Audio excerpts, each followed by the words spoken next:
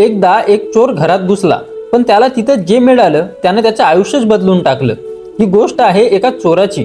मध्यरात्री एका घरात चोर घुसला, हातात टॉर्च, पायांचा आवाजही नाही।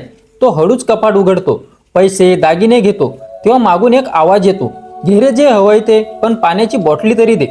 चोर दचकतो, मागे पाहतो, एक म्हातारा अंथरुणावर पडलेला आहे, डोळ्यात पाणी, शरीर निशक्त। चोर जवळ जातो, म्हाताऱ्याच्या तोंडात पाणी घालतो। चोराचा हात थरथरतो, म्हातारा डोळे उघडतो आणि म्हणतो, थांब, पैसे ठेव, माझ्याकडे काही नाही आहे, पण मी तुला फक्त आशीर्वाद देऊ शकतो। त्या रात्री चोर काही न घेता बाहेर पडतो आणि दुसऱ्या दिवशी तो एका मंदिराच्या पायऱ्यांवर बसून विचार करत असतो। आज तो चोर नसलाय, तो एक सेवाभावी माणूस झालाय। अनाथ मुलांसाठी आश्रम चालवतो आणि त्या ऑफिसमध्ये एक फोटोज असतो त्या म्हाताऱ्याचा, खाली लिहिलेलं असतं, कधी कधी चोर आयुष्य संपवत नाही, ती माणुसकी शोधून देते।